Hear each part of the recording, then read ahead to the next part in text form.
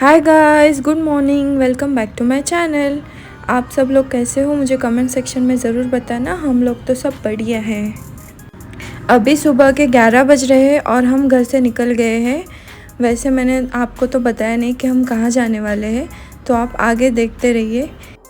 Monsoon की ये बात तो है कि हमें हर जगह हरियाली दिखती है और फ्रेश एयर महसूस होता है, but at the same time हर जगह चिपचिप और ऐसे पानी इकट्ठा हो जाता है। उसकी वजह से थोड़ा सा मतलब बाहर निकलने में हिचकिचाहट होती है। अब हम पहुंच गए हैं 2 आवर की ड्राइव के बाद हमारी पहली डेस्टिनेशन। हमने सोचा कि पहले कुछ खाना खा लेते हैं और फिर आगे चले जाएंगे, क्योंकि 2 बज गए थे हमें यहाँ पहुँचते पहुँचते।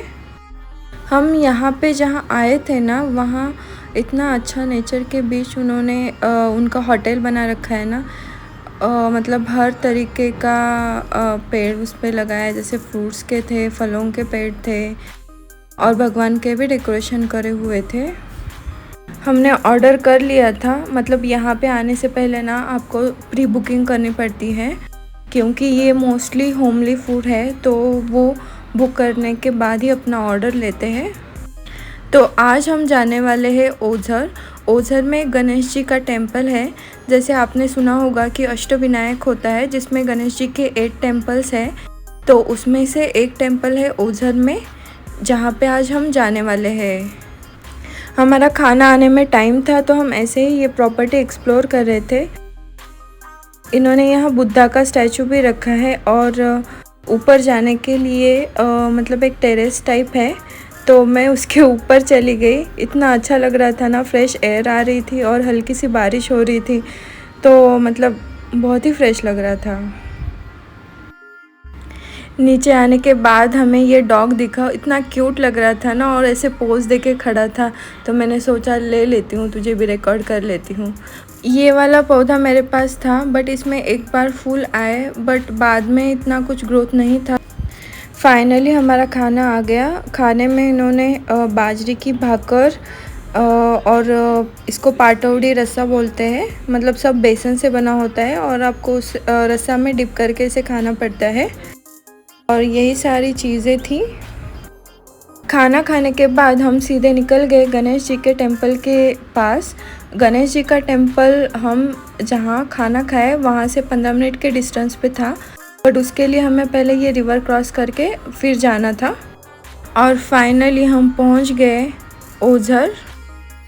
बाहर छोटा सा मार्केट था, यहाँ पे मैं दिखा रही हूँ वो भी था, और इसके बाहर और भी मार्केट था। तो हम सबसे पहले दर्शन कर लेते हैं और फिर मतलब मैं आपको और कुछ चीज़ें होंगी तो वो दिखाऊंगी।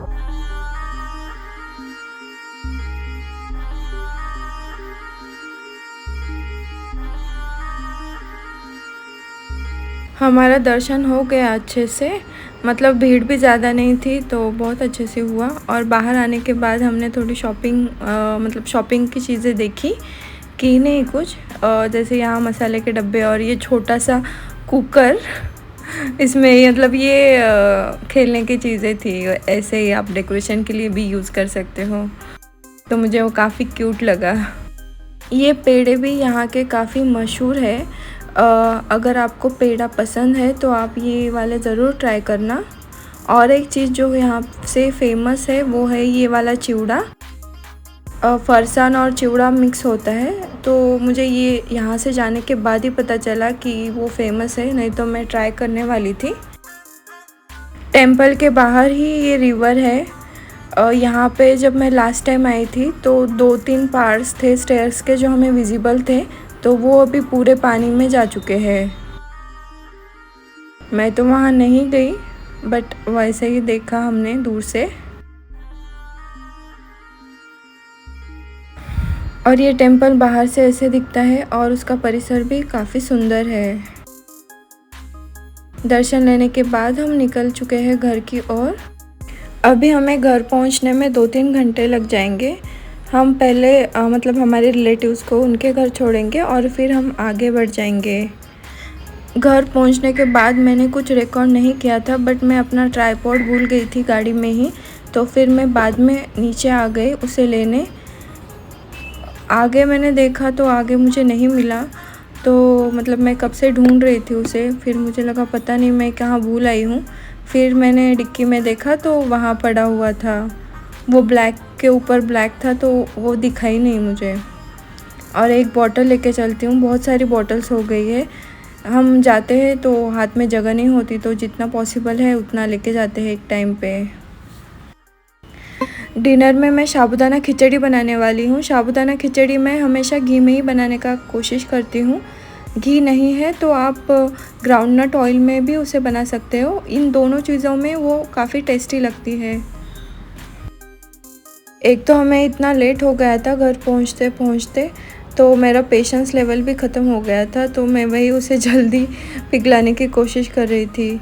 फिर मैंने इसमें ऐड कर दिए आलू और मिर्ची। इसे सौते करने के बाद हम आगे की प्रोसेस करेंगे। दूध के ऊपर जो मलाई आती है मैं उसे इकट्ठा करके रखती हूँ और फिर उसका घी बनाती हूँ। ये अभी मेरा डब्बा फुल हो गया है, तो मुझे कल किसी भी हालत में इसका घी बनाना ही होगा। आलू फ्राई होने के बाद हम उसमें ऐड करेंगे अपना भिगोया हुआ साबूदाना, नमक, रेड चिली पाउडर और पिसा हुआ शेंगदाना या मूंगफली, आप उसे जो भी कहते हो वो। और फिर आपको इसे स्टीम करना है।